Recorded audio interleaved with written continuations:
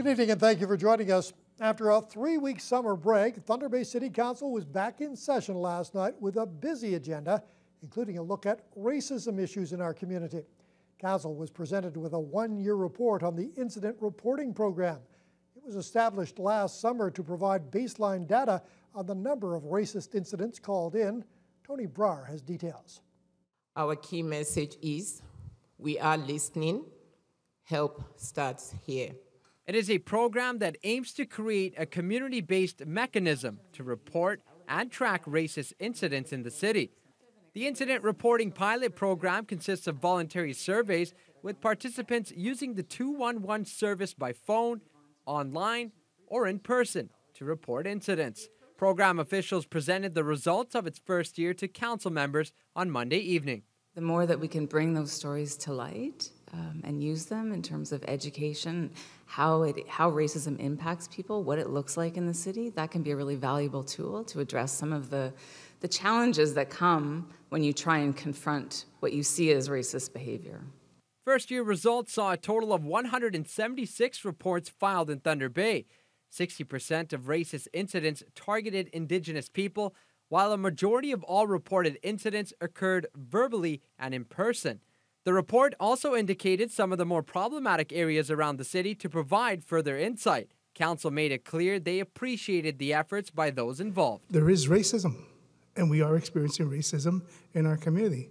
And this is one way that we can deal with it, by reporting it and making people aware of it. It opens up the conversation so that we can discuss this and maybe have some tools and some ideas about what we want our community to look like. So I'm really hoping that we can flag this for the next Communications Committee meeting. With such positive feedback from Council, the pilot project has been extended to continue for a second year. Also on Monday night, City Council unanimously approved a request to add $5,000 to next year's budget to fund the District Health Unit's rat prevention and education program. Program officials will aim to provide residents with tools to effectively prevent and manage rats on their property.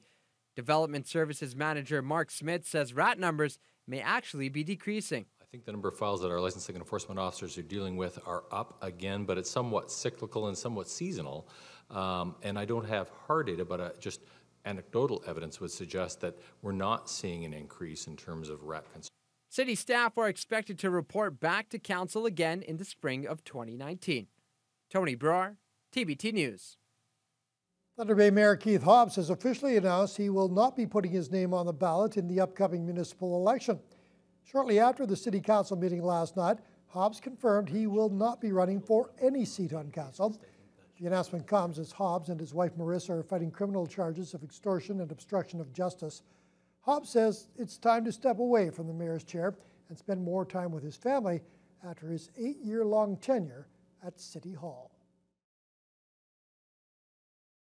I've just spent 42 years in public service to the citizens of Thunder Bay, 34 as a police officer, and I was a decorated police officer, and now 8 years as mayor, so I think it's time. I'm not getting any younger. I think it's time for me to sit back and smell the roses, spend some time with my wife Marissa and our 3 children, and just enjoy life.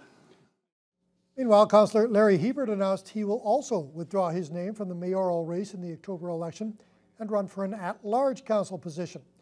Hebert was first elected to council in 2006 and is seeking a 4th at-large term. There are now 19 people in the at-large race following the recent filings by Hebert, Mark Bentz, Peng Yu, Charmaine McCraw, and Margaret Wanlin. Also last night, City Council received a funding request from Lakehead University for the expansion of their science and engineering building. Council unanimously approved a $1 million contribution to the project, a decision that will support the building and renovation costs over a 5-year span. University officials told Council they've secured about $23 million to date as they continue to move closer to the $26 million total price tag for the building and related equipment. With approval now in place from the city, LU plans to secure the remaining $2 million through private donors and through fundraising campaigns. We now go out with great gusto to raise $2 million, not just from this community, Councillor Angus, from Canada and beyond, because we believe that we will have global reach in this. And to be able to say that the City of Thunder Bay has contributed $1 million is an amazing way for us to go and speak to the donor community at large. According to school officials, the building will generate important social and economic development in Thunder Bay, mainly by keeping highly skilled workers and jobs here in the city. The results are in from the Lakehead Social Planning Council's latest count of the homeless in our city.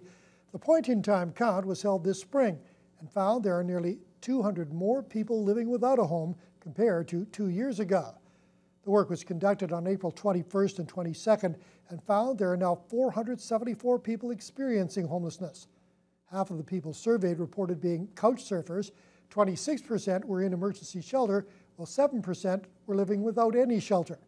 The numbers allow the LSPC to learn what kinds of issues people are experiencing and then provide the support and resources needed to help people be housed successfully. Social researcher Bonnie Krisawati says their second count has found more success in reaching the homeless, and she says sadly the numbers only seem to increase.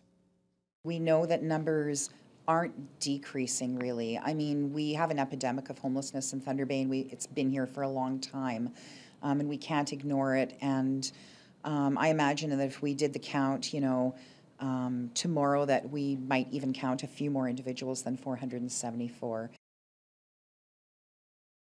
She also says it is critical to take preventative measures when it comes to homelessness.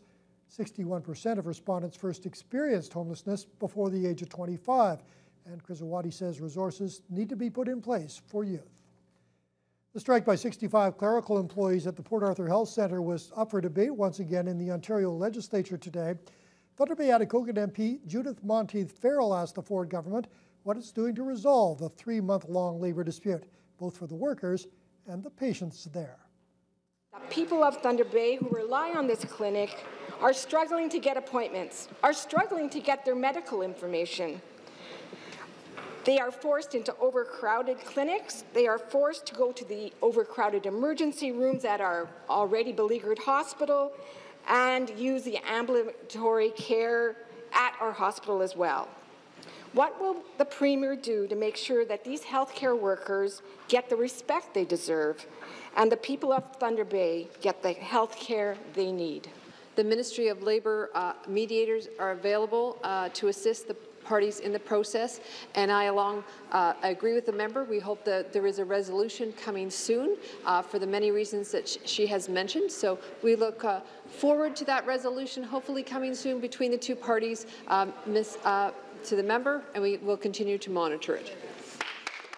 A Thunder Bay man and 2 others have been charged by Winnipeg police with 7 counts of attempted murder. This follows what police describe as multiple violent incidents of attempted murder involving the use of firearms. Last Wednesday, Winnipeg police responded to an incident in a residential neighborhood in which 3 people required hospital treatment for gunshot wounds. Minutes later, they were called to another residence where a firearm had also been discharged, but no one was hurt in that incident. Then on Saturday, police took 24-year-old Brad Wayne Baxter of Thunder Bay into custody, along with a 21-year-old Winnipeg man and a 36-year-old Winnipeg woman. In addition to the attempted murder charges, they're also facing several weapons-related charges. All 3 have been remanded in custody. Thunder Bay police say no charges will be laid following a logging truck rollover on Chippewa Road last night. It happened at around 6:30 near Mosquito Creek. The tractor-trailer tipped over along the side of the road, losing its load of logs into a ravine. Police say a tire blew on the passenger side, which pulled the vehicle onto the shoulder and into the guardrails. The driver was checked out by paramedics but did not require medical treatment. Police were forced to shut down one lane of Chippewa Road for about 3 hours, and traffic was diverted to Mountain Road. A driver who fled from Nipigon OPP has been apprehended thanks to another motorist. Police tried to pull over the driver of an RV on Highway 1117 early Tuesday morning, but he fled at a high rate of speed. Officers chose not to pursue him for safety reasons, but a few hours later, another driver came across the man and his RV stuck on a side road off of the highway. Knowing that police were looking for such a man, the motorist brought the stranded driver to nearby officers. A 33-year-old Mississauga man is now facing a lengthy list of Highway Traffic Act and theft charges. And OPP and Nipigon are also looking for the public's help after a reported theft this past weekend at a local truck stop. It happened just before noon on Sunday at the Husky truck stop on Highway 1117 in Nipigon. OPP say an unknown individual entered the office of the business and stole a quantity of cash. The amount taken hasn't been disclosed. Police are asking for the public's help in identifying the individual and have released surveillance images in hopes of locating the culprit. Anyone with information, again, is asked to contact the Nipigon detachment of the OPP. Lakehead University Agricultural Research Station conducted its first annual summer tour today. LU took over the facility located just off Highway 61 last fall. That tour was held in conjunction with the Thunder Bay Soil and Crop Improvement Association, and it showcases the station's newest crop varieties and the latest studies on fertilizer use. Carmen Wong has the story. Last December, the Ontario government announced it would transfer the Agricultural Research Station's operating and research programming responsibilities to Lakehead University, and now the site is operating under its name. The station is growing over 24 new crops. They are not only testing conventional crops such as wheat and barley, but different crop strains that have been developed this year. Director of LARS, Dr. Tulok Singh Sohoda, says the summer tour allows people to better understand what exactly is being done at the station. The main function of the tour is that, as the saying goes, seeing is believing. Now, if they look only the data or read my articles, they don't have that as good idea as when they have seen something also. Now, supposing there's a new crop, they see how it is growing, how it looks, how tall it is, whether short, dwarf, how its head is, whether long, how the grains are, and things like that. The station uses small plot research to assess crop varieties and agricultural management practices to increase sustainability within the region. The province's former agricultural ministry first set up the station in 1991, and last year the government pledged up to $1.6 million over 5 years to support research at the station. The research will allow farmers to increase yield crops and find new crops that can grow in northwestern Ontario. Vice President of Research and Innovation at LU, Andrew Dean, says the research will bring on new opportunities for development. So what it does an awful lot is basically say, what kind of nutrients, what kind of fertilizers, how do you increase the yield of existing crops, and then how can you introduce new crops that are also going to be high yield and high value crops for the farmers in this community. The Lakehead University Agricultural Research Station is following new experiments to further their research on fertilizer use. They are experimenting on crops such as quinoa by keeping track of seeding dates, seeding rates, and row spacing. The station is hoping to strengthen their knowledge on the superfood. The station is also giving 4 master's students from the university the opportunity to learn about the development of crops.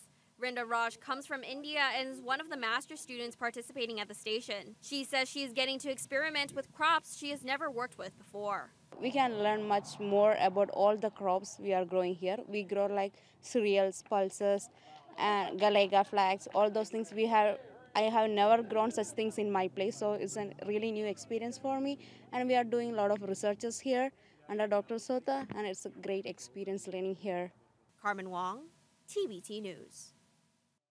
Residents of Shunya will have noticed some network disruptions or outages in their T-Baytel service today.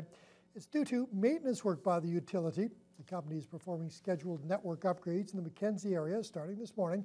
Now that work will continue until 5 o'clock tomorrow afternoon. Mobility service, including voice calls, data usage, texting, and internet service are all being affected. Any customers experiencing issues outside of this maintenance window are being encouraged to contact T-Baytel. The City of Thunder Bay unveiled its 4th pedestrian crossover today.